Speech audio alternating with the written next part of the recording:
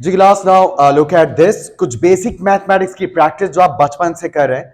हम इन सवालों को सिंप्लीफाई करना है और हम ये बात जानते हैं कि यहां पर जो स्क्वायर रूट के अंदर मौजूद वैल्यूज होती हैं उनमें अगर कोई भी नंबर कंपोजिट है तो उसके हम प्राइम फैक्टराइजेशन करते हैं और जिस नंबर का पेयर बन जाए उसे हम स्क्वायर रूट से बाहर निकालते हैं। तो यहां तो ऑलरेडी फर्स्ट टर्म में अंदर प्राइम नंबर है यानी कि 2, सेकंड टर्म में भी प्राइम नंबर है यानी कि 2, लेकिन थर्ड टर्म में 128 है। तो 128 के हम प्राइम फैक्टराइजेशन करते हैं। तो जब आप 128 की प्राइम फैक्टराइजेशन करेंगे तो आपको 7 टाइम्स 2 मिलेगा। 2 6 12, 2 4 8, 2 3 6, 2 2 4, 2 1 2, 1 उधर 12 पे कैरी गया, 2 पर कैरी गया 12 बन गया, 2 6 12, 2 8 16, 2 4 8, 2 2 4 एंड 2 1 2। तो 1 2 3 4 5 6 7। तो यूं हम 7 बार 2 लिखने जा रहे हैं 128 की जगह। तो 6 under root 2 as it is plus 4 under root 2 as it is plus 7 और अंडर रूट के अंदर 128 की जगह 7 टाइम्स हम 2 लिख रहे हैं 5 6 7। अब यहां पर 3 पेयर बन गए हैं यानी कि 3 2 बाहर आ जाएंगे। ठीक, अब यहां 6 under root 2 as it is, 4 under root 2 as it is और प्लस साइन के बाद 7। कितने 2 बाहर आएंगे? 3 2 बाहर आएंगे और रूट के अंदर सिर्फ एक 2 रह गया। अब ये जो पूरी चेन मल्टीप्लाइंग फॉर्म है इस पूरे को मल्टीप्लाई करवाएंगे तो 6 under root 2 plus 4 under root 2 plus 7 2 14, 14 2 28, 28 2 56, ये हो गया 56 अंडर रूट 2। अब याद रखिएगा यहां पर जब आप रेडिकल वाली टर्म्स को ऐड या सब्ट्रैक्ट करते हैं तो रेडिकल वाली टर्म सिर्फ उस वक्त ऐड सब्ट्रैक्ट हो सकती हैं जब रेडिकल्स अपनी टर्म समेत, अपने रेडिकेंड समेत मुकम्मल तौर पर सेम हो। तो यहां पर भी आप देख सकते हैं फर्स्ट टर्म में भी अंडर रूट 2 है, सेकंड टर्म में भी अंडर रूट 2 है और थर्ड टर्म में भी अंडर रूट 2 है, यानी कि यहां पर ऐड होना पॉसिबल है। मगर थोड़ी देर के लिए फर्ज कर लें यहां 2 नहीं होता, यहां 12 होता, यहां 21 होता और यहां 2 ही होता। ठीक, अब यही जवाब होता, यहां कुछ नहीं कर सकते थे हम। ठीक है, क्योंकि रेडिकल के अंदर वाली वैल्यूज आपस में प्लस या माइनस नहीं हो सकती, स्क्वायर रूट के अंदर वाली वैल्यूज आपस में प्लस माइनस नहीं सिर्फ मल्टीप्लाई और डिवाइड हो सकती हैं। ठीक, हाँ अलबत्ता अगर रेडिकल में मौजूद टर्म्स सेम है तो हम उन्हें काउंट करके जरूर लिख सकते हैं, बिल्कुल ऐसे जैसे अगर अंडर रूट 2 नहीं होता, थोड़ी देर के लिए फर्ज कर लें ये ऐसे लिखा होता 6x plus 4x plus 56x। तो अब यही कहते हैं ना कि x के ग्राउंड पर हम बस स्कोरिंग करेंगे क्योंकि एडिशन सब्ट्रैक्शन में वेरिएबल यानी कि टर्म अमानत होती है। यहां पर तीनों टर्म में वेरिएबल क्या है? x है, तो जवाब में भी क्या आएगा? एज इट इज x आएगा। बस आप इन नंबर्स का हिसाब किताब कर लेंगे, ये प्लस का 6 है, ये प्लस का 4 है, प्लस का 10 हो गया, फिर आगे प्लस का 56 है, 10 प्लस 56 कितना हो गया? 66 हो गया। तो जैसे 6x plus 4x plus 56x 66x होता है, बिल्कुल वैसे 6 under root 2 plus 4 under root 2 plus 56 under root 2 66 under root 2 होता है। तो बिल्कुल आप रेडिकल को एक वेरिएबल के तौर पर बिहेव कर सकते हैं और यही वजह है कि अगर स्क्वायर रूट में मौजूद वैल्यू तब्दील है तो समझ जाओ वेरिएबल तब्दील है। अगर एक जगह x है तो दूसरी जगह क्या है? y है। और अगर एक टर्म में x है और दूसरी टर्म में y है तो वो टर्म्स आपस में ऐड सब्ट्रैक्ट नहीं हो सकती, मल्टीप्लाई डिवाइड हो सकती है मगर ऐड सब्ट्रैक्ट नहीं हो सकती। तो यही वजह है कि जब कभी भी आपके पास स्क्वायर रूट वाली वैल्यूज आ जाए आप उनको बस एक x के तौर पर देखें कि सब जगह सेम है, तो फिर आप उसको ऐड करके ऐसे लिख सकते। समझ आया चीज़ से? कोई प्रॉब्लम इसमें? जी क्लास इस सवाल में अगर अभी हम चाहें तो ये अंडर रूट 5, ये 1 अंडर रूट 5 है ना और ये 7 अंडर रूट 5 है, तो यहां तो अंडर रूट 5 सेम है। इसको आप थोड़ी देर के लिए x अगर पढ़ें तो ये क्या लिखा हुआ है? x plus 7x। क्यों पढ़ सकते हैं हम x? क्योंकि सेम है। x प्लस 7x क्या होता है? 8x होता है। तो अब आप चाहें तो अभी से इसको 8x लिख सकते हैं, मगर अभी हम थोड़ा होल्ड कर रहे हैं।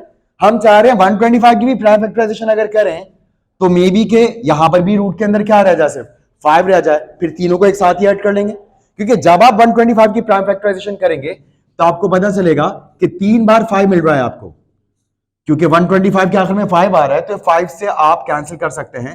5 2 10, 2 उधर कैरी गया, 5 पे 25 हो गया, 5 5 25, फिर 5 5 25 और 5 1 5, यानी कि आप 125 की जगह 3 बार 5 लिख सकते हैं। तो अंडर रूट 5, यहां 3 बार स्क्वायर रूट के अंदर 5 प्लस 7 अंडर रूट 5, यहां एक 5 का पेयर बन गया और वो एक 5 बाहर आ जाएगा, 5 और एक 5 रूट के अंदर रह जाएगा और प्लस 7 अंडर रूट 5। तो 1 अंडर रूट 5, 5 अंडर रूट 5 और आ गए, 6 हो गए, 7 अंडर रूट 5 और आ गए, कितने हो गए? 13 अंडर रूट 5। ठीक, जैसे x plus 5x plus 7x 13x होता है, बिल्कुल वैसे ही 13 अंडर रूट 5 होता है। समझ आया अच्छी तरह से? इस सवाल में सबसे पहली बात, ये ब्रैकेट लगाने का कोई मकसद नहीं था। ये क्वेश्चन देने वाले ने ये ब्रैकेट बगैर किसी वजह के लगाया है, क्योंकि इस ब्रैकेट के ऊपर पावर 1 है, होल पावर 1 ब्रैकेट की वजह नहीं है। इस ब्रैकेट के बाहर भी इस ब्रैकेट से कोई चीज मल्टीप्लाई होने के लिए नहीं है, ना ही कोई साइन है माइनस जैसा। ठीक, तो इस वजह से आप पहली फुर्सत में इस ब्रैकेट को रिमूव कर दें, क्योंकि इस ब्रैकेट को लगाने की कोई वजह नहीं है। इस ब्रैकेट को हमें डायरेक्टली ओपन करना है। तो नेक्स्ट स्टेप में ये सिंपल क्या बन गया, 13 plus 15 under root 3 plus 7 minus 6 under root 3। अब देखिए, दो तो अंडर रूट 3 वाली टर्म्स है। थोड़ी देर के लिए अगर हम अंडर रूट 3 को x पढ़े तो लिखा हुआ है 15x माइनस 6x, जो क्या होता है 9x। और आपको पता है नंबर नंबर के साथ ऐड सेपरेट होता है, तो स्क्वायर रूट वाली वैल्यू स्क्वायर रूट वाली वैल्यू के साथ ऐड सेपरेट होगी अगर स्क्वायर रूट में टर्म सेम है तो, और नंबर नंबर से ऐड सेपरेट होगा। तो यहां पर 13 प्लस 7 क्या हो जाएगा 20, और यहां 15 माइनस 6 दोनों के साथ रूट 3 है, तो ये बनेगा 9, और प्लस का स्कोर बड़ा था 15 था, तो जवाब में प्लस 9 आया, और 9 के साथ क्या आ गया अंडर रूट 3 आ गया। और क्योंकि स्क्वायर रूट के अंदर जो मौजूद नंबर है वो ऑलरेडी प्राइम है। प्राइम नंबर कौन से नंबर्स होते हैं? वो नंबर जो सिर्फ अपने टेबल में आते हैं और 1 के टेबल में आते हैं।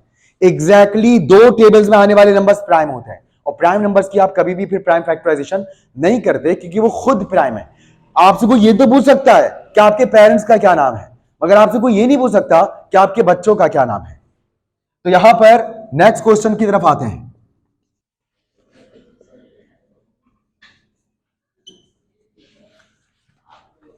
जी क्लास, अगर आपकी इजाजत हो तो इस सवाल को थोड़ा स्मार्टली कर लें, वरना रिवायती तरीका आप सबको याद है, बिल्कुल रिवायती तरीके से कर सकते हैं। कैसे?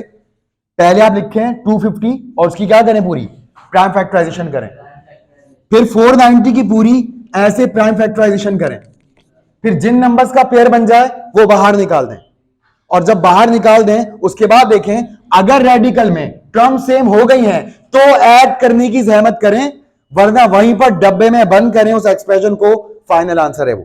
राइट? अब मैं स्मार्टली कैसे कर रहा हूं, मैंने ऐसे हिंट ली है, अगर ये टर्म्स आपस में ऐड सेपरेट हो पाई तो सारी टर्म्स में स्क्वायर रूट के अंदर से क्या बचा होगा 10। तो मैं एक काम कर रहा हूं सिंपल, मुझे पता है 250 10 के टेबल में आता है, तो मैं 250 को 25 मल्टीप्लाई बाय 10 लिख रहा हूं, क्योंकि मैथ्स में आप हर वो चीज लिख सकते हैं जो चीज ऊपर वाली वैल्यू के बराबर हो, जो जस्टिफाइड हो। ठीक, तो क्या 25 मल्टीप्लाई बाय 10 250 नहीं होता? तो 250 को क्या हम 25 10 सा नहीं लिख सकते? वैसे 49 को क्या लिख दूं? वेल डन, 49 मल्टीप्लाई बाय 10, और इसको क्या लिख दिया 3 अंडर रूट 10।